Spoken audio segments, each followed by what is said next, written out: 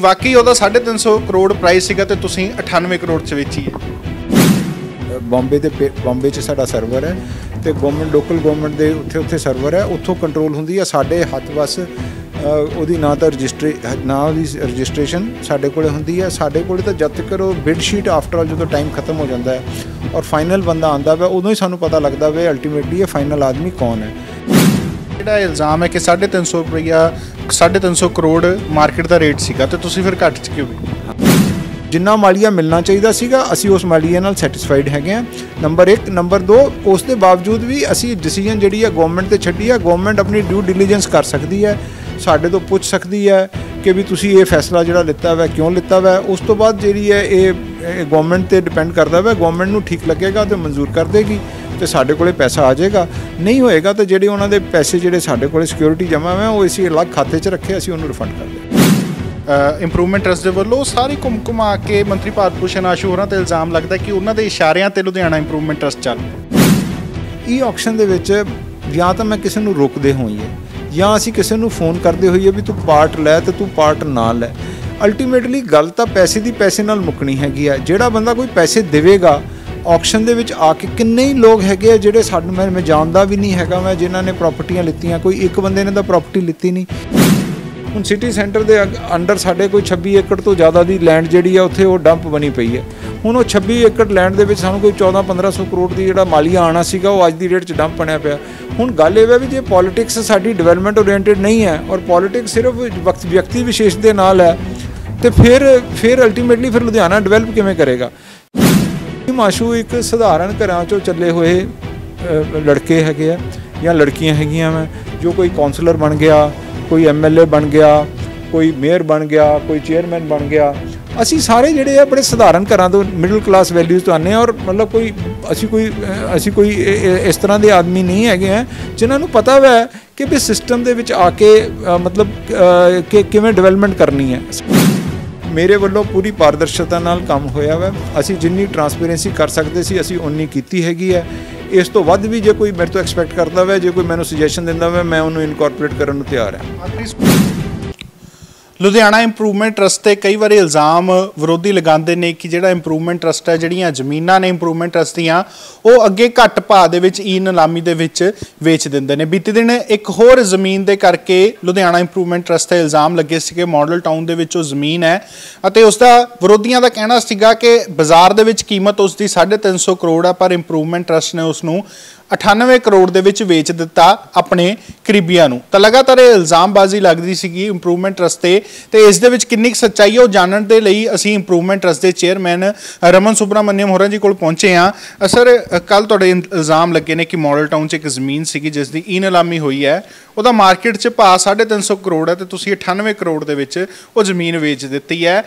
ਕੀ ਵਾਕਈ ਉਹਦਾ 350 ਕਰੋੜ ਪ੍ਰਾਈਸ ਸੀਗਾ ਤੇ ਤੁਸੀਂ 98 ਕਰੋੜ 'ਚ ਵੇਚੀ ਹੈ? ਇੱਕ ਨਾ ਸਮਨ ਜਿਹੜਾ ਇਹਦੇ 'ਤੇ ਇੱਕ ਇਲਜ਼ਾਮ ਨਹੀਂ ਲਾਇਆ, ਉਹਨਾਂ ਨੇ ਮਲਟੀਪਲ ਇਲਜ਼ਾਮ ਲਾਏ ਆ। ਨੰਬਰ 1 ਤਾਂ ਉਹਨਾਂ ਨੇ ਇਹ ਲਾਇਆ ਕਿ ਵੀ ਇਹ ਮਿਲੀ ਭਗਤ ਨਾਲ ਵਿਕੀ ਹੈ ਤੇ ਇਸ ਬਾਰੇ ਲੋਕਾਂ ਨੂੰ ਜਾਣਕਾਰੀ ਨਹੀਂ ਦਿੱਤੀ ਗਈ। ਮੈਂ ਤੁਹਾਨੂੰ ਦੱਸਣਾ ਚਾਹੁੰਦਾ ਮੈਂ ਕਿ ਵੀ ਇਹਦੀ ਜਿਹੜੀ ਹੈ ਪੂਰਨ ਜਾਣਕਾਰੀ ਜਿਹੜੀ ਕਿ ਸਾਡਾ ਸਟੈਂਡਰਡ ਪ੍ਰੋਟੋਕੋਲ ਹੈਗਾ ਵਾ, ਸਟੈਂਡਰਡ ਪ੍ਰੋਟੋਕੋਲ ਤਾਂ ਕਹਿੰਦਾ ਵਾ ਵੀ 3 ਡਿਫਰੈਂਟ ਲੈਂਗੁਏਜਸ ਦੇ ਵਿੱਚ ਅਖਬਾਰ ਦੇ ਵਿੱਚ ਤੁਸੀਂ ਐਡ ਦੇ ਦਿਓ ਅਤੇ ਉਸ ਤੋਂ 30 ਦਿਨਾਂ ਦੇ ਬਾਅਦ ਤੁਸੀਂ ਆਪਣੀ ਆਕਸ਼ਨ ਕਰ ਸਕਦੇ ਹੈਗੇ ਹੋ। ਮੈਂ ਇਹ ਲਗਭਗ 8-9 ਅਖਬਾਰਾਂ ਦੇ ਵਿੱਚ 3 ਡਿਫਰੈਂਟ ਡੇਟਾਂ 'ਤੇ ਅਸੀਂ ਉਹਨੂੰ ਆਕਸ਼ਨ ਦਿੱਤੀ ਹੈ। ਉਹ ਮੈਂ ਨਹੀਂ ਦਿੰਦਾ, ਸਾਡੇ DPR ਜਿਹੜਾ ਹੈੱਡਕੁਆਟਰ ਹੈ, ਹੈੱਡਕੁਆਟਰ ਦੇ ਥਰੂ ਸਾਡੀਆਂ ਐਡਵਰਟਾਈਜ਼ਮੈਂਟ ਚੱਲਦੀਆਂ ਹੈਗੀਆਂ। ਇੱਕ 13/7 ਨੂੰ ਦਿੱਤੀ, ਫਿਰ ਮੈਂ 15/7 ਨੂੰ ਦਿੱਤੀ ਅਤੇ ਫਿਰ ਮੈਂ 26/7 ਨੂੰ ਦਿੱਤੀ। 13/7 ਦੀ ਸਾਡੀ ਆਕਸ਼ਨ 12/7 ਨੂੰ ਬਣਦੀ ਸੀ, ਪਰ ਮੈਂ 30 ਦਿਨ ਸਾਡਾ ਮੈਂਡੇਟ ਹੈ, ਮੈਂ 30 ਦਿਨ ਨੂੰ ਵੀ ਟਪਾ ਕੇ ਮੈਂ ਉਹਨੂੰ ਕਿਉਂਕਿ ਉਸ ਟਾਈਮ 15 ਅਗਸਤ ਆ ਗਿਆ ਸੀਗਾ, ਹੌਲੀਡੇ ਮੂਡ ਸੀਗਾ, ਮੈਂ ਉਸ ਨੂੰ ਅਵੋਇਡ ਕਰਕੇ ਮੈਂ 35 ਦਿਨ ਕਰਤੀ। 16/7 ਨੂੰ ਅਸੀਂ ਉਸ ਦੀ ਜਿਹੜੀ 16/8 ਨੂੰ ਅਸੀਂ ਆਕਸ਼ਨ ਕਰਾਈ ਪੂਰੀ ਪਾਰਟੀਸਪੇਸ਼ਨ ਦੇ ਨਾਲ। ਪਲੱਸ ਜਦੋਂ ਸਾਡੇ 9 ਤਰੀਕ ਨੂੰ ਰਜਿਸਟ੍ਰੇਸ਼ਨ ਖਤਮ ਹੋ ਗਈ, ਉਸ ਤੋਂ ਬਾਅਦ ਮੈਂ ਐਡਵਰਟਾਈਜ਼ਮੈਂਟ ਫਿਰ ਦੁਬਾਰਾ ਦਿੱਤੀ ਕਿ ਵੀ ਇਹ ਨਾ ਜਿਹੜੀਆਂ ਪ੍ਰਾਪਰਟੀਆਂ ਹੈਗੀਆਂ ਵਾ, ਇਹ ਪ੍ਰਾਪਰਟੀਆਂ ਦਾ ਵੀ ਜਿਹੜਾ ਅਸੀਂ ਜਿਹੜੀ ਆਹ ਪ੍ਰਾਪਰਟੀਆਂ 'ਚ ਇੰਨੇ ਬੰਦੇ ਐਲੀਜੀਬਲ ਨੇ, ਇਹ ਬੰਦੇ ਜਿਹੜੇ ਐਲੀਜੀਬਲ ਨੇ ਅਸੀਂ ਉਸ ਨੂੰ ਉਹ ਆ ਕੇ ਇਹਦੇ 'ਚ ਹਿੱਸਾ ਲੈਣਗੇ। ਫਿਰ ਉਸ ਦਿਨ ਇਸ ਨੂੰ ਮੋਰ ਟਰਾਂਸਪੇਰੈਂਟ ਕਰਨ ਲਈ ਇੱਕ ਤਾਂ ਸਾਡੇ ਅਫਸਰ ਸਾਡੇ ਹੁੰਦੇ ਆ, ਸੀਨੀਅਰ ਅਫਸਰ ਮਨਜ਼ੂਰ ਹੁੰਦੇ ਇੱਥੇ ਮੌਜੂਦ ਹੁੰਦੇ ਆ, ਉਹਦੇ ਨਾਲ ਡੀਸੀ ਸਾਹਿਬ ਦਾ ਨੁਮਾਇੰਦਾ ਵੀ ਇੱਥੇ ਹੁੰਦਾ ਵਾ, ADC ਅਰਬਨ ਦਾ ਵੀ ਨੁਮਾਇੰਦਾ ਇੱਥੇ ਹੁੰਦਾ ਵਾ। ਅਸੀਂ ਉਹਨਾਂ ਸਾਰਿਆਂ ਨੂੰ ਜਿਹੜੇ ਨੁਮਾਇੰਦੇ ਹੈਗੇ ਪਲੱਸ ਜਿਹੜੇ ਹੈ ਅਸੀਂ ਇਸ ਵਾਰੀ 11-12 ਘੰਟੇ ਦੀ ਪੂਰੀ ਵੀਡੀਓਗ੍ਰਾਫੀ ਕਰਾਈ ਤਾਂ ਕਿ ਇਹ ਗੱਲ ਇਲਜ਼ਾਮ ਨਾ ਲੱਗੇ ਵੀ ਅਸੀਂ ਕਿਸੇ ਦੀ ਆਕਸ਼ਨ ਰੋਕਤੀ ਹੈ ਜਾਂ ਕਿਸੇ ਨਾ ਕੋਈ ਟਿੰਕਰਿੰਗ ਕੀਤੀ ਹੈ। ਐਕਚੁਅਲੀ ਇਹ ਆਕਸ਼ਨ ਜਿਹੜੀ ਹੈ ਸਾਡੇ ਲੈਵਲ 'ਤੇ ਜਿਹੜੀ ਹੁੰਦੀ ਹੈ ਇਹਨੂੰ ਕੰਟਰੋਲ ਜਿਹੜਾ ਵਾ ਇਹ ਬੰਬੇ 'ਚ ਸਾਡਾ ਸਰਵਰ ਹੈ ਅਤੇ ਲੋਕਲ ਗੌਰਮੈਂਟ ਦੇ ਉੱਥੇ ਸਰਵਰ ਹੈ, ਉੱਥੋਂ ਕੰਟਰੋਲ ਹੁੰਦੀ ਹੈ। ਸਾਡੇ ਹੱਥ ਬਸ ਉਹਦੀ ਨਾ ਉਹਦੀ ਰਜਿਸਟ੍ਰੇਸ਼ਨ ਸਾਡੇ ਕੋਲ ਹੁੰਦੀ ਹੈ। ਸਾਡੇ ਕੋਲ ਤਾਂ ਜਦ ਤੱਕ ਉਹ ਬਿਡ ਸ਼ੀਟ ਆਫਟਰ ਆਲ ਜਦੋਂ ਟਾਈਮ ਖਤਮ ਹੋ ਜਾਂਦਾ ਹੈ ਔਰ ਫਾਈਨਲ ਬੰਦਾ ਆਉਂਦਾ ਵਾ ਉਦੋਂ ਹੀ ਸਾਨੂੰ ਪਤਾ ਲੱਗਦਾ ਵਾ ਅਲਟੀਮੇਟਲੀ ਇਹ ਫਾਈਨਲ ਆਦਮੀ ਕੌਣ ਹੈ। ਅਸੀਂ ਜਿੰਨੇ ਵੀ ਲੋਕ ਸਾਡੇ ਕੋਲ ਇਸ ਟਾਈਮ ਅਸੀਂ ਆਕਸ਼ਨ 'ਚ ਆਈਆਂ ਜਿਹੜੀਆਂ ਕਿ ਅਸੀਂ 23 ਸਕਸੈਸਫੁਲੀ ਜਿਹੜੀਆਂ ਵੇਚ ਪਾਏ ਹਾਂ ਪ੍ਰੋਪਰਟੀਜ਼ 109-10 ਕਰੋੜ ਦੀਆਂ, ਉਹਦੇ ਵਿੱਚ ਅਸੀਂ ਜਿਨ੍ਹਾਂ ਨੇ EMD ਵੀ ਜਮ੍ਹਾਂ ਕਰਾਤੀ, ਮਤਲਬ ਪੂਰੇ ਜਿਹੜਾ ਇੱਕ 4-5 ਦਿਨ ਦਾ ਪ੍ਰੋਸੈਸ ਹੁੰਦਾ ਹੈ ਵੀ 4 ਦਿਨ ਦੇ ਵਿੱਚ ਤੁਸੀਂ EMD ਵੀ ਜਮ੍ਹਾਂ ਕਰਾਉਣੀ ਹੈ, ਉਹ ਸਾਰਾ ਜਦੋਂ ਸਾਡੇ ਕੋਲ ਆ ਗਿਆ ਉਸ ਤੋਂ ਬਾਅਦ ਅਸੀਂ ਉਹਨਾਂ ਨੂੰ ਜਿਹੜਾ ਹੈਗਾ ਵਾ ਮਤੇ ਦੇ ਰੂਪ ਦੇ ਵਿੱਚ ਗੌਰਮੈਂਟ ਨੂੰ ਪ੍ਰਵਾਨਗੀ ਲਈ ਭੇਜਿਆ ਵਾ। ਮੇਰਾ ਸਿਰਫ ਇਹ ਕਹਿਣ ਦਾ ਮਤਲਬ ਹੈ ਕਿ ਵੀ ਅਸੀਂ ਇੱਥੇ ਪੂਰਾ ਜੋ ਹੈਲਪ ਡੈਸਕ ਹੁੰਦਾ ਵਾ, ਆਫਟਰ ਆਲ ਪ੍ਰੋਪਰਟੀ ਅੱਜ ਦੀ ਰੇਟ ਦੇ ਵਿੱਚ ਇੰਨੀ ਮੰਦੀ ਦੇ ਵਿੱਚ ਪ੍ਰੋਪਰਟੀ ਵੇਚਣੀ ਕੋਈ ਸੌਖੀ ਗੱਲ ਨਹੀਂ ਹੈਗੀ ਹੈ। ਇਨਵੈਸਟਰ ਨੂੰ ਸਮਝਾਉਣਾ, ਇਨਵੈਸਟਰ ਨੂੰ ਗਾਈਡ ਕਰਨਾ, ਇਨਵੈਸਟਰ ਦੇ ਨਾਲ ਉਹਨਾਂ ਨੂੰ ਦੱਸਣਾ ਕਿ ਵੀ ਅਸੀਂ ਆਹ ਪ੍ਰੋਪਰਟੀ ਆਹ ਰੇਟ ਹੈਗਾ ਵਾ, ਕਿਉਂਕਿ ਬਾਕੀ ਪ੍ਰੋਪਰਟੀ ਦਾ ਜਿਹੜਾ ਫਾਈਨਲ ਰੇਟ ਆਉਂਦਾ ਵਾ ਉਹ ਆਪਸ ਦੇ ਕੰਪੀਟੀਸ਼ਨ ਦੇ ਥਰੂ ਹੀ ਆਉਂਦਾ ਵਾ, ਸਾਡਾ ਉਹਦੇ ਵਿੱਚ ਕੋਈ ਰੋਲ ਨਹੀਂ ਹੁੰਦਾ। ਨਹੀਂ ਤੇ ਜਿਹੜਾ ਇਲਜ਼ਾਮ ਹੈ ਕਿ 350 ਰੁਪਈਆ 350 ਕਰੋੜ ਮਾਰਕੀਟ ਦਾ ਰੇਟ ਸੀਗਾ ਤੇ ਤੁਸੀਂ ਫਿਰ ਘੱਟ 'ਚ ਕਿਉਂ ਵੀ? ਹਾਂ, ਇਹ ਦੇਖੋ ਹੁਣ ਗੱਲ ਇਹਦੇ ਵਿੱਚ ਜਿਹੜਾ ਬੇਸਿਕਲੀ ਇਹਦੇ ਵਿੱਚ ਇੱਕ ਪੋਲੀਟੀਕਲ ਸ਼ਰਾਰਤ ਹੋ ਰਹੀ ਹੈ। ਸ਼ਰਾਰਤ ਇਹ ਹੋ ਰਹੀ ਹੈ ਕਿ ਜਿਹੜੇ ਬੰਦੇ ਨੇ ਨਾ ਤਾਂ ਪਾਰਟਿਸਿਪੇਟ ਕੀਤਾ, ਜਿਹੜੇ ਬੰਦਿਆਂ ਨੇ ਨਾ ਤਾਂ ਇਹਨੂੰ ਖਰੀਦਣਾ ਹੈਗਾ ਵਾ, ਉਹ ਇੱਕ ਕਿਆਸਰਾਜੀ ਜਿਹੜੀ ਬਿਨਾਂ ਸਮਝ ਤੋਂ ਜਿਹੜੀ ਹੈ ਇੱਕ ਐਲੀਗੇਸ਼ਨ ਲਾ ਰਹੇ ਹੈ। ਇਹ 16,344 ਗਜ਼ ਜਿਹੜੀ ਹੈਗੀ ਹੈ ਇਹ ਜਗ੍ਹਾ ਹੈਗੀ ਹੈ, ਇਹਦੇ ਵਿੱਚ ਜਿਹੜੀ ਇਹ ਚੰਕ ਸਾਈਟ ਜਦੋਂ ਵੇਚਦੇ ਆ ਇਹਦੇ 'ਚ ਸਾਡੀ ਕੋਈ ਡਿਵੈਲਪਮੈਂਟ ਖਰਚਾ ਨਹੀਂ ਹੈਗਾ। ਇਹ ਬੰਦਾ ਸਿਰਫ 40% ਦੇ ਨੇੜੇ ਤੇੜੇ ਇਹ ਜ਼ਮੀਨ ਜਿਹੜੀ ਹੈ ਇਹ ਵਰਤ ਸਕਦਾ ਵਾ, ਜਿਹੜੀ ਵਰਤੋਂ ਦੇ ਵਿੱਚ ਲੈ ਕੇ ਆ ਸਕਦਾ ਵਾ। ਅਤੇ ਉਸ ਨੇ ਇੱਕ ਇਹ ਵੀ ਇਲਜ਼ਾਮ ਲਾਇਆ ਸੀ ਵੀ ਜਿਹੜੀ ਅਸੀਂ ਸ਼ਹੀਦ ਭਗਤ ਸਿੰਘ ਜਿਹੜਾ BRS ਨਗਰ ਦੇ ਵਿੱਚ ਜਿਹੜੇ SCO ਵੇਚੇ ਉਹ ਜ਼ਿਆਦਾ ਮਹਿੰਗੇ ਵੇਚੇ ਆ। ਮੈਂ ਤੁਹਾਨੂੰ ਕੰਪੈਰੀਜ਼ਨ ਕਰਕੇ ਦੱਸ ਦਿੰਦਾ ਮੈਂ ਕਿ ਵੀ ਉੱਥੇ ਜਿਹੜੀ ਅਸੀਂ ਪ੍ਰੋਪਰਟੀ ਵੇਚੀ ਹੈਗੀ ਹੈ, ਉੱਥੇ ਜਿਹੜੀ BRS ਨਗਰ ਦੇ ਵਿੱਚ ਅਸੀਂ 44 SCF ਵੇਚੇ ਸੀਗੇ, ਜਿਨ੍ਹਾਂ ਦਾ ਕੁੱਲ ਏਰੀਆ ਆਲਮੋਸਟ 8,000 ਸਕੁਅਰ ਯਾਰਡ ਦੇ ਨੇੜੇ ਤੇੜੇ ਬਣਦਾ ਵਾ, ਔਰ ਉਹਦੇ ਤੋਂ ਅਸੀਂ 95 ਕਰੋੜ 27 ਲੱਖ ਦੇ ਨੇੜੇ ਤੇੜੇ ਮਾਲੀਆ ਇਕੱਠਾ ਕੀਤਾ ਸੀ, ਜਿਹਦੀ ਐਵਰੇਜ ਕਾਸਟ ਲੈਂਡ ਦੀ ਜਿਹੜੀ ਹੈ, ਕਿਉਂਕਿ ਉੱਥੇ ਕੰਸਟਰਕਸ਼ਨ ਵੀ ਕਰਕੇ ਵੇਚਿਆ ਸੀਗਾ, ਅਤੇ ਉਹ 1,08,000 ਰੁਪਏ ਗਜ਼ ਦੇ ਹਿਸਾਬ ਨਾਲ ਆਈ। ਇਹ ਵਾਲੀ ਜਗ੍ਹਾ 16,344 ਗਜ਼ ਹੈ। ਇਹਦੀ 40% ਜੇ ਬੰਦਾ ਯੂਜ਼ ਕਰਦਾ ਵਾ ਤਾਂ ਲਗਭਗ 6500 ਗਜ਼ ਇਹਨੂੰ ਜਗ੍ਹਾ ਨੂੰ ਵਰਤਣ ਨੂੰ ਮਿਲੇਗੀ, ਔਰ ਇਹਦੀ ਤੇ ਅਸੀਂ ਮਾਲੀਆ ਜਿਹੜਾ ਸਾਨੂੰ ਆਇਆ ਵਾ ਉਹ 98 ਕਰੋੜ ਕੇ ਆਲਮੋਸਟ 98.5 ਕਰੋੜ 99 ਕਰੋੜ ਦੇ ਨੇੜੇ ਤੇੜੇ ਆਇਆ ਵਾ, ਜਿਹਦੀ ਕਿ ਐਵਰੇਜ ਕਾਸਟ ਜਿਹੜੀ ਹੈਗੀ ਹੈ ਉਹ 1.5 ਲੱਖ ਰੁਪਏ ਗਜ਼ ਤੋਂ ਉੱਤੇ ਬਣਦੀ ਹੈਗੀ ਹੈ। ਹੁਣ ਮੈਂ ਦੂਜਾ ਕੰਪੈਰੀਜ਼ਨ ਵੀ ਕਰ ਦਿੰਦਾ, BRS ਨਗਰ ਦੇ ਵਿੱਚ ਜਿਹੜੀ ਸਾਡਾ ਰਿਜ਼ਰਵ ਪ੍ਰਾਈਸ ਹੈਗਾ ਵਾ ਉਹ ਰਿਜ਼ਰਵ ਪ੍ਰਾਈਸ ਹੈਗਾ ਲਗਭਗ 66,000 ਰੁਪਏ ਗਜ਼, ਇੱਥੇ ਜਿਹੜਾ ਰਿਜ਼ਰਵ ਪ੍ਰਾਈਸ ਹੈ 56,000 ਰੁਪਏ ਗਜ਼। ਅਤੇ ਕਿਸੇ ਵੀ ਤਰ੍ਹਾਂ ਦੇ ਵਿੱਚ ਸਾਡਾ ਜਿਹੜਾ ਕੰਪੈਰੀਟਿਵ ਕੰਪੈਰੀਜ਼ਨ ਕੀਤਾ ਜਾਵੇ ਇਹਦੇ, ਕਿਉਂਕਿ ਜਾਂ ਤਾਂ ਇਹਦੇ ਨਾਲ ਬਰਾਬਰ ਦੀ ਕੋਈ ਸਾਈਟ ਇੱਥੇ ਵੇਚੇ ਤਾਂ ਅਸੀਂ ਉਹਨੂੰ ਕੰਪੇਅਰ ਕਰ ਸਕਦੇ ਹਾਂ, ਜਾਂ ਅਸੀਂ ਆਪਣੀ ਸਾਈਟ ਨੂੰ ਇਸ ਸਾਈਟ ਨਾਲ ਕੰਪੇਅਰ ਕਰ ਸਕਦੇ ਹਾਂ। ਸਾਨੂੰ ਜਿੰਨਾ ਮਾਲੀਆ ਮਿਲਣਾ ਚਾਹੀਦਾ ਸੀਗਾ ਅਸੀਂ ਉਸ ਮਾਲੀਏ ਨਾਲ ਸੈਟਿਸਫਾਈਡ ਹੈਗੇ ਹਾਂ, ਨੰਬਰ 1। ਨੰਬਰ 2, ਉਸ ਦੇ ਬਾਵਜੂਦ ਵੀ ਅਸੀਂ ਡਿਸੀਜਨ ਜਿਹੜੀ ਹੈ ਗੌਰਮੈਂਟ 'ਤੇ ਛੱਡੀ ਹੈ। ਗੌਰਮੈਂਟ ਆਪਣੀ ਡਿਊ ਡਿਲੀਜੈਂਸ ਕਰ ਸਕਦੀ ਹੈ, ਸਾਡੇ ਤੋਂ ਪੁੱਛ ਸਕਦੀ ਹੈ ਕਿ ਵੀ ਤੁਸੀਂ ਇਹ ਫੈਸਲਾ ਜਿਹੜਾ ਲਿੱਤਾ ਵਾ ਕਿਉਂ ਲਿੱਤਾ ਵਾ। ਉਸ ਤੋਂ ਬਾਅਦ ਜਿਹੜੀ ਹੈ ਇਹ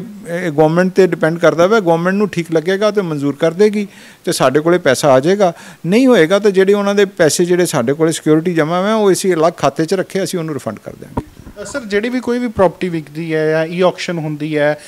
ਇੰਪਰੂਵਮੈਂਟ ਟਰਸਟ ਦੇ ਵੱਲੋਂ, ਸਾਰੀ ਘੁੰਮਾ ਕੇ ਮੰਤਰੀ ਭਾਰਤ ਭੂਸ਼ਣ ਆਸ਼ੂ ਹੋਰਾਂ 'ਤੇ ਇਲਜ਼ਾਮ ਲੱਗਦਾ ਕਿ ਉਹਨਾਂ ਦੇ ਇਸ਼ਾਰਿਆਂ 'ਤੇ ਲੁਧਿਆਣਾ ਇੰਪਰੂਵਮੈਂਟ ਟਰਸਟ ਚੱਲ ਰਿਹਾ। ਦੇਖੋ ਇਹ ਮੈਂ ਤਾਂ ਹੀ ਤਾਂ ਤੁਹਾਨੂੰ ਕਹਿ ਰਿਹਾ ਮੈਂ ਵੀ ਇਹ ਜਿਹੜਾ ਸਾਰੀ ਐਲੀਗੇਸ਼ਨ ਹੈ ਇਹ ਪੋਲੀਟੀਕਲੀ ਮੋਟੀਵੇਟਡ ਹੈ। ਈ-ਆਕਸ਼ਨ ਦੇ ਵਿੱਚ ਜਾਂ ਤਾਂ ਮੈਂ ਕਿਸੇ ਨੂੰ ਰੋਕਦੇ ਹੋਈਏ ਜਾਂ ਅਸੀਂ ਕਿਸੇ ਨੂੰ ਫੋਨ ਕਰਦੇ ਹੋਈਏ ਵੀ ਤੂੰ ਪਾਰਟ ਲੈ ਅਤੇ ਤੂੰ ਪਾਰਟ ਨਾ ਲੈ।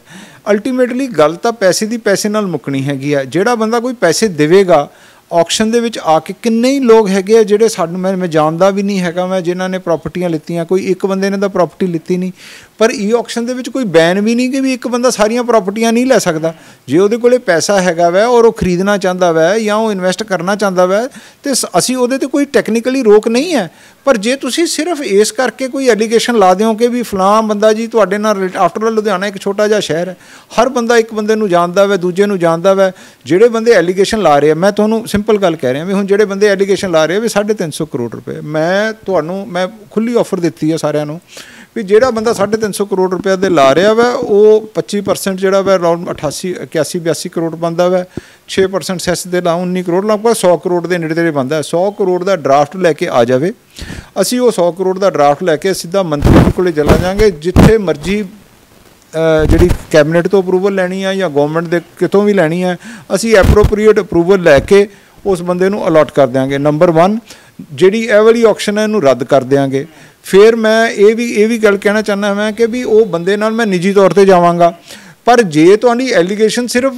ਕਿਸੇ ਚੀਜ਼ ਦੇ ਵਿੱਚ ਅੜੰਗਾ ਟਾਣਾ ਹੀ ਹੈ ਫਿਰ ਉਹ ਗੱਲ ਤਾਂ ਨਹੀਂ ਚੱਲਣੀ ਕਿਉਂਕਿ ਕਾਰਨ ਇਹ ਹੈ ਕਿ ਵੀ ਜੇ ਲੁਧਿਆਣਾ ਇੰਪਰੂਵਮੈਂਟ ਟਰਸਟ ਨੂੰ ਤੁਸੀਂ ਕਹਿੰਦੇ ਹੋ ਪਏ ਹੋ ਗਵਰਨਮੈਂਟ ਸਾਨੂੰ ਕਹਿੰਦੀ ਪਈ ਹੈ ਵੀ ਤੁਸੀਂ ਡਿਵੈਲਪਮੈਂਟ ਕਰੋ ਜੇ ਤੁਸੀਂ ਕਹਿੰਦੇ ਪਏ ਹੋ ਵੀ ਅਸੀਂ ਸੜਕਾਂ ਵੀ ਬਣਾਈਏ ਅਸੀਂ ਕੰਪੈਕਟਰ ਵੀ ਲਾਈਏ ਅਸੀਂ ਆਪਣੀਆਂ ਵੈਲੀਜ਼ ਵੀ ਬਣਾਈਏ ਅਸੀਂ ਆਪਣੇ ਬੰਦਿਆਂ ਨੂੰ ਤਨਖਾਹ ਵੀ ਦਈਏ ਸਾਰਾ ਕੁਝ ਦਈਏ ਉਹਦਾ ਮਾਲੀਆ ਤਾਂ ਜਿਹੜਾ ਵਾ ਅਲਟੀਮੇਟਲੀ ਪ੍ਰੋਪਰਟੀ ਡਿਵੈਲਪ ਕਰਕੇ ਹੀ ਆਉਣਾ ਵਾ ਸਾਨੂੰ ਗਵਰਨਮੈਂਟ ਵੱਲੋਂ ਇਨਫੈਕਟ ਰੋਕ ਲੱਗੀ ਹੋਈ ਹੈ ਕਿ ਵੀ ਅਸੀਂ ਜਿਹੜੀਆਂ ਚੰਕ ਸਾਈਟਸ ਨੂੰ ਅਸੀਂ ਆਪ ਡਿਵੈਲਪਮੈਂਟ ਨਹੀਂ ਕਰਨੀ ਉਸ 'ਤੇ ਖਰਚਾ ਨਹੀਂ ਕਰਨਾ ਉਹਦਾ ਕਾਰਨ ਬੜਾ ਵੱਡਾ ਇਹ ਹੈ ਕਿ ਵੀ ਅਸੀਂ ਇੱਕ ਕੋਈ 15-16 ਕਰੋੜ ਰੁਪਇਆ 2006-7 ਦੇ ਵਿੱਚ ਅਸੀਂ ਰਾਣੀ ਝਾਂਸੀ ਰੋਡ ਦੇ ਉੱਤੇ ਖੜਾ ਕਰਕੇ ਪੈਸਾ ਖਰਚ ਕਰ ਦਿੱਤਾ ਉਹਦੀ ਫਿਕਸ ਕਰਤੀ ਪ੍ਰਾਈਸ 200 ਕਰੋੜ ਦੀ ਅਸੀਂ ਲਗਾਤਾਰ ਕਿੰਨੀ ਵਾਰੀ ਉਸ ਨੂੰ ਵੇਚਣ ਦੀ ਕੋਸ਼ਿਸ਼ ਕੀਤੀ ਉਹਦਾ ਅੱਜ ਉੱਥੇ ਨਿਊਸੈਂਸ ਵੈਲਿਊ ਬਣੀ ਹੋਈ ਹੈ ਉੱਥੇ ਕੋਈ ਬੰਦਾ ਆਉਂਦਾ ਨਹੀਂ ਉਹਨੂੰ ਖਰੀਦਣ ਨੂੰ ਆਉਂਦਾ ਨਹੀਂ ਕੋਈ ਜਿਹੜੇ ਸ਼ੇਅਰ ਦਿਲ ਇਨਸਾਨ ਹੈ ਜਿਹੜੇ ਕਹਿੰਦੇ 350 ਕਰੋੜ ਦੀ ਹੈ ਪ੍ਰਾਪਰਟੀ ਹੈਗੀ ਹੈ ਮੈਂ ਤਾਂ ਉਹਨਾਂ ਨੂੰ ਰਿਕੁਐਸਟ ਕਰਦਾ ਪਿਆ ਮੈਂ ਵੀ ਤੁਸੀਂ ਉਹ ਜਿਹੜੀ 200 ਕਰੋੜ ਦੀ ਖਰੀਦ ਲਓ ਗਵਰਨਮੈਂਟ ਕੋਲੇ ਚਲੇ ਜਾਓ ਅਸੀਂ ਤੁਹਾਨੂੰ ਰਿਜ਼ਰਵ ਪ੍ਰਾਈਸ 'ਤੇ ਹੀ ਦੇਣ ਨੂੰ ਤਿਆਰ ਹੈਗੇ ਹਾਂ ਸਾਨੂੰ ਕੋਈ ਪ੍ਰੋਬਲਮ ਨਹੀਂ ਗੀ ਇਸੇ ਤਰ੍ਹਾਂ ਤੁਸੀਂ ਰੌਲਾ ਪਾਤਾ ਕੀ ਕਹਿੰਦੇ ਆ ਸਿਟੀ ਸੈਂਟਰ ਦਾ ਹੁਣ ਸਿਟੀ ਸੈਂਟਰ ਦੇ ਅੰਡਰ ਸਾਡੇ ਕੋਈ 26 ਏਕੜ ਤੋਂ ਜ਼ਿਆਦਾ ਦੀ ਲੈਂਡ ਜਿਹੜੀ ਆ ਉੱਥੇ ਉਹ ਡੰਪ ਬਣੀ ਪਈ ਹੈ ਹੁਣ ਉਹ 26 ਏਕੜ ਲੈਂਡ ਦੇ ਵਿੱਚ ਸਾਨੂੰ ਕੋਈ 14-1500 ਕਰੋੜ ਦੀ ਜਿਹੜਾ ਮਾਲੀਆ ਆਉਣਾ ਸੀਗਾ ਉਹ ਅੱਜ ਦੀ ਡੇਟ 'ਚ ਡੰਪ ਬਣਿਆ ਪਿਆ ਹੁਣ ਗੱਲ ਇਹ ਹੈ ਵੀ ਜੇ ਪੋਲੀਟਿਕਸ ਸਾਡੀ ਡਿਵੈਲਪਮੈਂਟ ਓਰੀਐਂਟਡ ਨਹੀਂ ਹੈ ਔਰ ਪੋਲੀਟਿਕਸ ਸਿਰਫ ਵਿਅਕਤੀ ਵਿਸ਼ੇਸ਼ ਦੇ ਨਾਲ ਹੈ ਤੇ ਫਿਰ ਅਲਟੀਮੇਟਲੀ ਫਿਰ ਲੁਧਿਆਣਾ ਡਿਵੈਲਪ ਕਿਵੇਂ ਕਰੇਗਾ ਸਾਡਾ ਜਿਹੜਾ ਆਸ਼ੂ ਦੇਖੋ ਇੱਕ ਹੋਰ ਮੈਂ ਤੁਹਾਨੂੰ ਗੱਲ ਦੱਸਾਂ ਇਹ ਸਾਰੇ ਨਾ ਆਸ਼ੂ ਜੀ ਨੂੰ ਜਾਂ ਟੀਮ ਆਸ਼ੂ ਨੂੰ ਇੱਕ ਬੜਾ ਮਤਲਬ ਉਹਨਾਂ ਨੂੰ ਐਲੀਗੇਸ਼ਨਸ ਦੇ ਵਿੱਚ ਘੇਰਦੇ ਪਏ ਹੈਗੇ ਆ ਅਲਟੀਮੇਟਲੀ ਇਹ ਟੀਮ ਆਸ਼ੂ ਹੈ ਕੌਣ ਟੀਮ ਆਸ਼ੂ ਇੱਕ ਸਧਾਰਨ ਘਰਾਂ 'ਚੋਂ ਚੱਲੇ ਹੋਏ ਲੜਕੇ ਹੈਗੇ ਆ ਜਾਂ ਲੜਕੀਆਂ ਹੈਗੀਆਂ ਵਾ ਜੋ ਕੋਈ ਕੌਂਸਲਰ ਬਣ ਗਿਆ ਕੋਈ MLA ਬਣ ਗਿਆ ਕੋਈ ਮੇਅਰ ਬਣ ਗਿਆ ਕੋਈ ਚੇਅਰਮੈਨ ਬਣ ਗਿਆ ਅਸੀਂ ਸਾਰੇ ਜਿਹੜੇ ਆ ਬੜੇ ਸਧਾਰਨ ਘਰਾਂ ਤੋਂ ਮਿਡਲ ਕਲਾਸ ਵੈਲਿਊਜ਼ ਤੋਂ ਆਉਂਦੇ ਹਾਂ ਔਰ ਮਤਲਬ ਅਸੀਂ ਕੋਈ ਇਸ ਤਰ੍ਹਾਂ ਦੇ ਆਦਮੀ ਨਹੀਂ ਹੈਗੇ ਆ ਜਿਨ੍ਹਾਂ ਨੂੰ ਪਤਾ ਵਾ ਕਿ ਵੀ ਸਿਸਟਮ ਦੇ ਵਿੱਚ ਆ ਕੇ ਮਤਲਬ ਕਿ ਕਿਵੇਂ ਡਿਵੈਲਪਮੈਂਟ ਕਰਨੀ ਹੈ ਸਾਡਾ ਸਿਰਫ ਔਰ ਸਿਰਫ ਲੁਧਿਆਣੇ ਦੇ ਵਿੱਚ ਪੋਲੀਟਿਕਸ ਦੇ ਬਜਾਏ ਪਹਿਲੀ ਅਸੀਂ ਲਕੀਰ ਜਿਹੜੀ ਹੈ ਪੋਲੀਟਿਕਸ ਦੀ ਜਿਹੜੀ ਹੈ ਨਹੀਂ ਖਿੱਚਦੇ ਪਏ ਅਸੀਂ ਡਿਵੈਲਪਮੈਂਟ ਦੀ ਲਕੀਰ ਖਿੱਚਦੇ ਪਏ ਹਾਂ ਜੇ ਕਿ ਸਾਡੇ ਨਾਲ ਉਹਨਾਂ ਨੇ ਕੰਪੀਟੀਸ਼ਨ ਕਿਸੇ ਨੇ ਕਰਨਾ ਹੈ ਤਾਂ ਫਿਰ ਡਿਵੈਲਪਮੈਂਟ ਦੇ ਬਾਰੇ ਕਰਨ ਜੇ ਡਿਵੈਲਪਮੈਂਟ ਲਈ ਓਰੀਐਂਟ ਸਿਨੇਮੇ ਦੇ ਵੀ ਇਲਜ਼ਾਮ ਲੱਗਦੇ ਰਹੇ ਆ ਨਾ ਕਿ ਮੰਤਰੀ ਸਾਹਿਬ ਦੇ ਕਿਸੇ ਕਰੀਬੀ ਨੂੰ ਉਹ ਦੇ ਦਿੱਤਾ ਗਿਆ ਘੱਟ ਪ੍ਰਾਈਸ 'ਤੇ ਹੋਰ ਵੀ ਪ੍ਰਾਪਰਟੀਆਂ 'ਤੇ ਇੱਦਾਂ ਲੱਗਦੇ ਪਹਿਲੀ ਗੱਲ ਤਾਂ ਵੀ ਜਿਹੜੀ ਓਰੀਐਂਟ ਸਿਨੇਮੇ ਦੀ ਜਿਹੜੀ ਕੰਟਰੋਵਰਸੀ ਹੈਗੀ ਹੈ ਅਸੀਂ ਕਿਸੇ ਨੂੰ ਦਿੱਤਾ ਨਹੀਂ ਨੰਬਰ 1 ਜਿਹੜੀ ਓਰੀਜਨਲ ਲੇਡੀ ਹੈ ਉਸੇ ਦੀ ਕੋਲੇ ਹੀ ਜਿਹੜੇ ਓਰੀਜਨਲ ਬੰਦੇ ਆ ਉਹਨਾਂ ਮਾਲਕਾਂ ਕੋਲੇ ਹੀ ਹੈ ਇਨਫੈਕਟ ਉਹ ਤਾਂ ਸਾਡੇ ਕੋਲੇ ਜਿਹੜੇ ਹੈਗੇ ਆ ਉਹਨਾਂ ਨੇ ਤਾਂ ਪੈਸੇ ਪੂਰੇ 2.25 ਕਰੋੜ ਰੁਪਇਆ ਜਿਹੜਾ ਬੈਲੈਂਸ ਸੀਗਾ ਸਾਰਾ ਜਮ੍ਹਾਂ ਕਰਾ ਕੇ ਆਪਣੀ ਬਹਾਲੀ ਕਰਾਈ ਹੈ ਅੱਜ ਵੀ ਜਾ ਕੇ ਤੁਸੀਂ ਪਤਾ ਕਰ ਲਓ ਉਸ ਲੇਡੀ ਦਾ ਨੰਬਰ ਮੇਰੇ ਤੋਂ ਲੈ ਲਓ ਉਹ ਲੜਕੀ ਜਿਹੜੀ ਹੈ ਵਿਡੋ ਹੈਗੀ ਹੈ ਉਸ ਤੋਂ ਜਾ ਕੇ ਪੁੱਛ ਲਓ ਵੀ ਤੂੰ ਮਾਲਕ ਹੈ ਕਿ ਮਾਲਕ ਕੋਈ ਹੋਰ ਹੈ ਇਹ ਕੰਟਰੋਵਰਸੀਜ਼ ਦੇਖੋ ਮੇਰੀ ਗੱਲ ਸੁਣੋ ਕੰਟਰੋਵਰਸੀਜ਼ ਦਾ ਕੋਈ ਸਿਰ ਪੈਰ ਨਹੀਂ ਹੁੰਦਾ ਗੱਲ ਤਾਂ ਇਹ ਕਿਤਾਬਾਂ 'ਤੇ ਜੋ ਬੋਲਦੀ ਹੈ ਤੁਸੀਂ ਰੈਵਨਿਊ ਰਿਕਾਰਡ 'ਚ ਜਾ ਕੇ ਦੇਖ ਲਓ ਕੌਣ ਮਾਲਕ ਹੈ ਤੁਸੀਂ ਉਹ ਸਾਡੇ ਰਿਕਾਰਡ 'ਚ ਦੇਖ ਲਓ ਕੌਣ ਮਾਲਕ ਹੈ ਤੁਸੀਂ ਕੋਰਟਾਂ ਦੇ ਵਿੱਚ ਦੇਖ ਲਓ ਕੌਣ ਮਾਲਕ ਹੈ ਸੋ ਜੇ ਕੋਈ ਕਿਸੇ ਨੂੰ ਇਹ ਲੱਗਦਾ ਹੈਗਾ ਵੈ ਕਿ ਵੀ ਕਿਸੇ ਨੇ ਖਰੀਦ ਲਿਆ ਵੈ ਜਾਂ ਕੁਝ ਕਰ ਲਿਆ ਵੈ ਤੇ ਉਹ ਆਪਣੇ ਸਾਹਮਣੇ ਪ੍ਰੂਫ ਲੈ ਕੇ ਆਵੇ ਮੈਂ ਤਾਂ ਫਿਰ ਤੁਹਾਨੂੰ ਇਹੀ ਕਹਿ ਰਿਹਾ ਅੱਜ ਇਸ ਕੰਟਰੋਵਰਸੀ ਦੇ ਤੁਸੀਂ ਚਲੋ ਇਹ ਹਾਲਾਂਕਿ ਰਿਲੇਟਡ ਕੁਐਸਚਨ ਨਹੀਂ ਸੀਗਾ ਪਰ ਮੈਂ ਤੁਹਾਨੂੰ ਜਵਾਬ ਦਿੱਤਾ ਮੈਂ ਤਾਂ ਇਹ ਗੱਲ ਕਹਿ ਰਿਹਾ ਮੈਂ ਕਿ ਇਸ ਆਕਸ਼ਨ ਦੇ ਵਿੱਚ ਅਸੀਂ ਕਿਸੇ ਨੂੰ ਰੋਕਿਆ ਹੋਵੇ ਤਾਂ ਅਸੀਂ ਕਿਸੇ ਨੂੰ ਕੋਈ ਮਤਲਬ ਇਨਸਟੀਗੇਟ ਕੀਤਾ ਹੋਵੇ, ਪਲਾਨ ਕੀਤਾ ਹੋਵੇ ਤਾਂ, ਜਾਂ ਕਿਸੇ ਨੂੰ ਕਿਸੇ ਤਰ੍ਹਾਂ ਦੀ ਕੋਈ ਫੇਵਰ ਕੀਤੀ ਹੋਵੇ ਤਾਂ, ਜੇ ਅਸੀਂ ਕੋਈ ਪ੍ਰੋਸੀਜਰ ਨੂੰ ਵਾਇਲੇਟ ਕੀਤਾ ਹੋਵੇ ਤਾਂ, ਜੇ ਅਸੀਂ ਕੋਈ ਚੀਜ਼ ਗਲਤ ਕੀਤੀ ਹੋਵੇ ਤਾਂ, ਤੇ ਜੇ ਅਸੀਂ ਇਹ ਕਹਿੰਦੇ ਪਏ ਹਾਂ ਵੀ ਜਿਹੜਾ ਬੰਦਾ 350 ਕਰੋੜ ਰੁਪਏ 'ਚ ਇੰਟਰਸਟਿਡ ਹੈ, ਦੇਖੋ ਨਾ ਉਹ ਜਿਹੜੇ ਬੰਦੇ ਇੰਨੇ ਪਬਲਿਕ ਸਪਿਰਿਟਡ ਲੋਕ ਨੇ ਉਹਨਾਂ ਨੂੰ ਲੱਗਦਾ ਵਾ ਵੀ ਇਹ 350 ਕਰੋੜ ਰੁਪਏ ਦੀ ਹੈਗੀ ਹੈ। ਆਪਣੇ ਟਾਈਮ ਤਾਂ ਉਹ 200 ਕਰੋੜ ਦੀ ਵੀ ਪ੍ਰਾਪਰਟੀ ਨਹੀਂ ਵੇਚ ਸਕੇ ਸੀਗੇ। ਇਹ ਬੇਸਿਕਲੀ ਜਿਹੜਾ ਗੰਦ ਪਿਆ ਹੋਇਆ ਵਾ ਇੰਪਰੂਵਮੈਂਟ ਟਰਸਟ ਦੇ ਵਿੱਚ, ਇਹ ਅਕਾਲੀ ਦਲ ਔਰ ਬੀਜੇਪੀ ਦੇ ਟਾਈਮ ਦਾ ਹੀ ਪਿਆ ਹੋਇਆ ਵਾ। ਉਹ ਆਪਣਾ ਕੂੜਾ ਤਾਂ ਉਹਨਾਂ ਨੇ ਸਾਫ਼ ਕੀਤਾ ਨਹੀਂਗਾ, ਹੁਣ ਸਾਡੇ ਤੇ ਗੰਦ ਸੁੱਟਣ ਦੀ ਕੋਸ਼ਿਸ਼ ਨਾ। 350 ਕਰੋੜ ਦਾ ਗਾਹਕ ਲੈ ਆਉਂਦੇ ਨੇ। ਮੈਂ ਤੁਹਾਡੇ ਸਾਹਮਣੇ ਕਿ ਮੈਂ ਸਾਰੀ ਪ੍ਰੈਸ ਨੂੰ ਬੁਲਾ ਕੇ ਕਹਾਂਗਾ ਕਿ ਇਹ ਦੇਖੋ, ਇਹ 350 ਕਰੋੜ ਦਾ ਗਾਹਕ, ਇਹ 100 ਕਰੋੜ ਦਾ ਡਰਾਫਟ ਲੈ ਕੇ ਆਏ ਨੇ। ਮੈਂ ਪ੍ਰੈਸ ਕਾਨਫਰੰਸ ਕਰਕੇ ਤੁਹਾਡੇ ਸਾਹਮਣੇ ਸਾਰਿਆਂ ਦੇ ਸਾਹਮਣੇ ਮੈਂ ਗਵਰਨਮੈਂਟ ਕੋਲੇ ਲੈ ਜਾਵਾਂਗਾ। ਮੈਂ ਗਵਰਨਮੈਂਟ ਨੂੰ ਕਹੂੰਗਾ ਸਾਨੂੰ ਇੰਨਾ ਵਧੀਆ ਸਾਨੂੰ ਬੰਦਾ ਮਾਲੀਆ ਦੇਣ ਵਾਲਾ ਬੰਦਾ ਮਿਲ ਗਿਆ ਤੇ ਫਿਰ ਸਾਨੂੰ ਕੀ ਲੋੜ ਹੈਗੀ ਹੈ। ਫਿਰ ਤਾਂ ਬੜਾ ਵੱਡਾ ਕੁਐਸਚਨ ਮੇਰੇ ਤੇ ਹੋਏਗਾ ਕਿ ਜੇ ਕੋਈ ਹੋਰ ਲੈ ਜਾਏਗਾ। ਗਵਰਨਮੈਂਟ ਆਪਣੇ ਲੈਵਲ ਤੇ ਇਸ ਤੇ ਡਿਸੀਜਨ ਲੈ ਲੇਗੀ, ਪਰ ਗੱਲ ਇਹ ਹੈ ਵੀ ਤੁਸੀਂ ਜਿਹੜਾ ਹੈਗਾ ਵਾ, ਗੱਲ ਇਹ ਹੈ ਵੀ ਗੱਲਾਂ ਨਾਲ ਗੱਲ ਨਹੀਂ ਹੋਣੀ, ਗੱਲਾਂ ਦਾ ਕੜਾਹ ਨਾ ਬਣਾਓ। ਜਿਹੜੀ ਚੀਜ਼ ਜਿਸ ਤਰ੍ਹਾਂ ਹੋਣੀ ਹੈ ਉਸ ਤਰ੍ਹਾਂ ਹੋਣੀ ਹੈ। ਤੁਸੀਂ ਹੀ ਉਹ ਬੰਦੇ ਸੀਗੇ, ਇਹੀ ਲੋਕ ਸੀਗੇ ਜਿਹੜੇ ਇਸੇ ਸਾਈਟ ਦੇ ਵਿੱਚ ਜਿਹੜੀ ਜਦੋਂ ਅਸੀਂ ਆਕਸ਼ਨ ਕਰ ਰਹੇ ਸੀਗੇ, ਇੱਕ ਸਕੂਲ ਸਾਈਟ ਦੀ ਕੰਟਰੋਵਰਸੀ ਹੋ ਗਈ ਸੀਗੀ, ਉਹ ਲੈ ਕੇ ਘੁੰਮਦੇ ਫਿਰ ਸੀਗੇ। ਉਹਦੇ ਵਿੱਚ ਹੀ ਤਾਂ ਲਿਖਿਆ ਹੋਇਆ ਸੀਗਾ, ਉਹਦੇ ਵਿੱਚ ਹੀ ਉਸੇ ਪੈਂਫਲੇਟ ਦੇ ਵਿੱਚ ਇਹ ਵੀ ਲਿਖਿਆ ਹੋਇਆ ਸੀਗਾ। ਤੁਹਾਨੂੰ ਕਿਉਂ ਨਾ ਸਮਝ ਆਇਆ ਕਿ ਵੀ ਇਹ ਵੀ ਇੱਕ ਚੱਲਦੀ ਪਈ ਹੈਗੀ ਹੈ? ਤੁਸੀਂ ਕਿਉਂ ਨਹੀਂ ਪਾਰਟਿਸਿਪੇਟ ਕੀਤਾ? ਗੱਲ ਤਾਂ ਕੁਐਸਚਨ ਉਹ ਜਵਾਬ ਦੇਣ ਕਿ ਵੀ ਅਸੀਂ ਜਦੋਂ ਤੁਹਾਨੂੰ ਪਤਾ ਸੀਗਾ ਇਹ ਆਕਸ਼ਨ ਚੱਲ ਰਹੀ ਹੈਗੀ ਹੈ, ਤੁਸੀਂ ਇੰਨੇ ਪਬਲਿਕ ਸਪਿਰਿਟਡ ਬੰਦੇ ਹੋ, ਤੁਸੀਂ ਚਾਹੁੰਦੇ ਹੋ ਵੀ ਗਵਰਨਮੈਂਟ ਨੂੰ ਅਸੀਂ ਮਾਲੀਆ ਇਕੱਠਾ ਕਰਕੇ ਦੇਣਾ ਮੈਂ, ਫਿਰ ਤੁਹਾਨੂੰ ਆ ਕੇ ਉੱਥੇ ਬਹਿਣਾ ਚਾਹੀਦਾ ਸੀ। ਉੱਥੇ ਆ ਕੇ ਦੇਖੋ, ਐਲੀਗੇਸ਼ਨਸ ਲਾਣੀਆਂ ਗੱਲ ਹੋਇਆ, ਐਲੀਗੇਸ਼ਨ ਸਟਿਕ ਕਰਨੀਆਂ ਵੀ ਬੜੀਆਂ ਜ਼ਰੂਰੀ ਹੈ। ਮੇਰੇ ਵੱਲੋਂ ਪੂਰੀ ਪਾਰਦਰਸ਼ਤਾ ਨਾਲ ਕੰਮ ਹੋਇਆ ਵਾ। ਅਸੀਂ ਜਿੰਨੀ ਟਰਾਂਸਪੇਰੈਂਸੀ ਕਰ ਸਕਦੇ ਸੀ ਅਸੀਂ ਉਨੀ ਕੀਤੀ ਹੈਗੀ ਹੈ। ਇਸ ਤੋਂ ਵੱਧ ਵੀ ਜੇ ਕੋਈ ਮੇਰੇ ਤੋਂ ਐਕਸਪੈਕਟ ਕਰਦਾ ਵਾ, ਜੇ ਕੋਈ ਮੈਨੂੰ ਸੁਜੈਸ਼ਨ ਦਿੰਦਾ ਵਾ, ਮੈਂ ਉਹਨੂੰ ਇਨਕੋਰਪੋਰੇਟ ਕਰਨ ਨੂੰ ਤਿਆਰ ਹਾਂ। ਆਖਰੀ ਸਵਾਲ ਸਰ, ਜਿਹੜਾ ਰਿਜ਼ਰਵ ਪ੍ਰਾਈਸ ਹੁੰਦਾ ਇੰਪਰੂਵਮੈਂਟ ਟਰਸਟ ਦਾ, ਉਹ ਫਿਕਸ ਕਿਸ ਤਰ੍ਹਾਂ ਕੀਤਾ ਜਾਂਦਾ? ਤੁਸੀਂ ਆਪਣੀ ਮਰਜ਼ੀ ਨਾਲ ਫਿਕਸ ਕਰਦੇ ਹੋ, ਮਾਰਕੀਟ ਰੇਟ ਦੇ ਹਿਸਾਬ ਨਾਲ ਫਿਕਸ ਕਰਦੇ ਹੋ, ਉਹ ਫਿਕਸ ਕਿਸ ਤਰ੍ਹਾਂ ਹੁੰਦਾ ਰਿਜ਼ਰਵ? ਇਹ ਰਿਜ਼ਰਵ ਪ੍ਰਾਈਸ ਦੀ ਜਿਹੜੀ ਹੈਗੀ ਹੈ, ਅੱਜ ਤੋਂ ਪਹਿਲਾਂ ਸਾਡੀਆਂ ਜਿਹੜੀਆਂ ਵੀ ਪ੍ਰਾਪਰਟੀਆਂ ਅਸੀਂ ਐਕਵਾਇਰ ਕੀਤੀਆਂ ਹੋਈਆਂ ਪ੍ਰਾਪਰਟੀਆਂ, ਉਹਨਾਂ ਦੀ ਕੋਈ ਐਕੁਜੀਸ਼ਨ ਕਾਸਟ ਹੈ। ਇਹ ਪ੍ਰਾਪਰਟੀਆਂ ਬਹੁਤ ਪੁਰਾਣੀਆਂ ਲਿੱਤੀਆਂ ਹੋਈਆਂ, ਉਹਨਾਂ 'ਤੇ ਐਵਰੇਜ ਜਿਹੜਾ ਹੈਗਾ ਵਾ, ਪਹਿਲਾਂ ਸਾਡਾ ਹੁੰਦਾ ਸੀ ਵੀ ਜਦੋਂ ਅਸੀਂ 7% ਹਰ ਸਾਲ ਉਹਨੂੰ ਕਰਨਾ ਹੁੰਦਾ ਸੀ, ਫਿਰ ਗਵਰਨਮੈਂਟ ਤੋਂ ਮਨਜ਼ੂਰੀ ਲੈਣੀ ਹੁੰਦੀ ਸੀ ਵੀ ਸਾਡੀ ਇਹ ਰਿਜ਼ਰਵ ਪ੍ਰਾਈਸ ਪਿਛਲੇ ਸਾਲ ਇੰਨੀ ਹੈ, ਇਸ ਸਾਲ ਇੰਨੀ ਹੈ, ਇਸ ਸਾਲ ਇੰਨੀ ਹੈ। ਉੱਤੇ ਉਸ ਤੋਂ ਬਾਅਦ 2020 ਦੇ ਵਿੱਚ ਇੱਕ ਗਵਰਨਮੈਂਟ ਵੱਲੋਂ ਐਕਟ ਆ ਗਿਆ ਜਿਹਨੂੰ property and municipal properties management and transfer act 2020 ਕਹਿੰਦੇ। ਉਹਦੇ ਵਿੱਚ ਇਹ ਇੱਕ DC ਚੇਅਰਮੈਨ ਹੈਗਾ ਵਾ, DC ਚੇਅਰਮੈਨ ਹੈ, ਔਰ ਉਸਨੇ ਉਹਦੇ ਵਿੱਚ ਇੱਥੋਂ ਦੇ ਮੈਂਬਰ ਪਾਰਲੀਮੈਂਟ, ਇੱਥੋਂ ਦੇ MLA, ਇੱਥੋਂ ਦੇ ਮੇਅਰ, ਕਮਿਸ਼ਨਰ, ਮੈਂ ਇੱਥੋਂ ਦਾ SDMs ਉਸ ਏਰੀਆ ਦੇ, ਡਿਸਟ੍ਰਿਕਟ ਰੈਵਨਿਊ ਅਫਸਰ, ਅਤੇ ਇਹ ਸਾਰੇ ਅਸੀਂ ਉੱਥੇ ਸਾਡੇ ਸਟਾਫ ਜਿਹੜਾ ਵਾ ਉੱਥੇ ਮੈਂਬਰ ਹੈ। ਜਿਹੜੀ ਵੀ ਪ੍ਰਾਪਰਟੀ ਹੁਣ ਮਿਊਨਿਸਪੈਲਿਟੀ ਦੀ ਲਿਮਿਟ ਦੇ ਵਿੱਚ ਵਿਕਣੀ ਹੈ, ਉਹਦੀ ਪ੍ਰਾਈਸ ਫਿਕਸੇਸ਼ਨ ਉਹਨੇ ਕਰਨੀ ਹੈ। ਉਹਦੀ ਕੋਈ ਵੀ ਪ੍ਰਾਈਸ ਦੀ ਜਿਹੜੀ ਹੈਗੀ ਹੈ, ਜਿਹੜੀ ਪ੍ਰਾਪਰਟੀ ਹੈ, ਉਹਦਾ ਪ੍ਰਾਈਸ DC ਰੇਟ ਤੋਂ ਘੱਟ ਨਹੀਂ ਹੋ ਸਕਦਾ ਸਾਡਾ। ਪਰ ਅਸੀਂ ਕਿਉਂਕਿ ਸਾਡੀ ਐਕੁਜੀਸ਼ਨ ਕਾਸਟ ਹੁੰਦੀ ਹੈ, ਅਸੀਂ DC ਰੇਟ, ਇੱਥੇ DC ਰੇਟ ਸ਼ਾਇਦ 23-24 ਹਜ਼ਾਰ ਹੈ, ਪਰ ਅਸੀਂ ਇਹਦਾ ਰੇਟ ਕੋਈ 56,000 ਪਲੱਸ ਇਹਦਾ ਅਪਰੂਵ ਕਰਾਇਆ। ਇਹਨਾਂ ਨੇ ਅਪਰੂਵ ਕਰਕੇ ਦਿੱਤਾ, ਅਸੀਂ ਫਿਰ ਉਸ ਤੋਂ ਬਾਅਦ ਗਵਰਨਮੈਂਟ ਤੋਂ ਮਨਜ਼ੂਰੀ ਲਿੱਤੀ, ਉਸ ਤੋਂ ਬਾਅਦ ਅਸੀਂ ਇਸ ਨੂੰ ਜਿਹੜਾ ਵਾ ਆਕਸ਼ਨ ਦੇ ਪ੍ਰੋਸੈਸ 'ਚ ਪਾਇਆ। ਆਲਟਰਨੇਟਿਵ ਪ੍ਰਾਪਰਟੀ ਦਾ ਰਿਜ਼ਰਵ ਪ੍ਰਾਈਸ ਕਿੰਨਾ ਸੀ? ਇਹਦਾ 56,000 ਕੁਛ ਸੀਗੀ, ਜਿਹਦਾ 91 ਕਰੋੜ ਕੁਛ ਰੁਪਏ ਬੰਦ, 56,000 ਪਲੱਸ ਗੱਲ ਇਹ ਵਿਕੀ 98 ਕਰੋੜ ਦੀ, 98 ਕਰੋੜ ਦੇ ਨੇੜੇ ਤੇੜੇ ਵਿਕੀ ਹੈ ਜੀ। ਹਾਂਜੀ, ਬਹੁਤ ਬਹੁਤ ਧੰਨਵਾਦ ਜੀ। ਤਾਂ ਇਸ ਸਾਡੇ ਨਾਲ ਲੁਧਿਆਣਾ ਇੰਪਰੂਵਮੈਂਟ ਟਰਸਟ ਦੇ ਚੇਅਰਮੈਨ ਰਮਨ ਸੁਬਰਾਮਨਿਆ ਜਿਹਨਾਂ ਨਾਲ ਆਪਾਂ ਗੱਲਬਾਤ ਕੀਤੀ ਹੈ, ਤੇ ਜਿਹੜੇ ਇਲਜ਼ਾਮ ਲਗਾਉਂਦੇ ਸੀਗੇ ਕਿ ਮਾਰਕੀਟ ਰੇਟ ਉਸ ਪ੍ਰਾਪਰਟੀ ਦਾ 350 ਕਰੋੜ ਹੈ, ਤਾਂ ਇੰਪਰੂਵਮੈਂਟ ਟਰਸਟ ਨੇ 98 ਕਰੋੜ 'ਚ ਕਿਉਂ ਵੇਚੀ? ਤਾਂ ਚੇਅਰਮੈਨ ਸਾਹਿਬ ਦਾ ਖੁੱਲ੍ਹਾ ਆਫਰ ਉਹਨਾਂ ਨੂੰ ਕਿ ਉਹ ਗਾਹਕ ਲੈ ਕੇ ਆਉਣ, ਤਾਂ ਮੈਂ ਲੈ ਕੇ ਜਾਊਂਗਾ ਉਹਨਾਂ ਨੂੰ ਸਰਕਾਰ ਦੇ ਕੋਲ, ਸਾਰੇ ਮੀਡੀਆ ਦੇ ਸਾਹਮਣੇ ਉਹ ਗਾਹਕ ਨੂੰ ਰੱਖੂੰਗਾ ਵੀ, ਤੇ ਲੈ ਕੇ ਵੀ ਜਾਊਂਗਾ ਸਰਕਾਰ ਦੇ ਕੋਲ, ਤੇ ਉਹਨਾਂ ਨੂੰ ਹੀ ਉਹ ਪ੍ਰਾਪਰਟੀ ਦਵਾਊਂਗਾ, ਕਿਉਂਕਿ ਇੰਪਰੂਵਮੈਂਟ ਟਰਸਟ ਨੂੰ ਤਾਂ ਵੱਧ ਫੰਡ ਆ ਰਿਹਾ, ਤੇ ਵੱਧ ਫੰਡ ਕਿਹਨੂੰ ਨਹੀਂ ਮਨਜ਼ੂਰ। ਤਾਂ ਵਧੇਰੇ ਅਪਡੇਟਸ ਸਾਡੇ ਨਾਲ ਜੁੜੇ ਰਹੋ। ਕੈਮਰਾਮੈਨ ਸਤਨ ਮਠਾੜੂ ਦੇ ਨਾਲ ਸਰਵਜੀਤ ਸਿੰਘ ਭੱਲਾ, ਲੁਧਿਆਣਾ।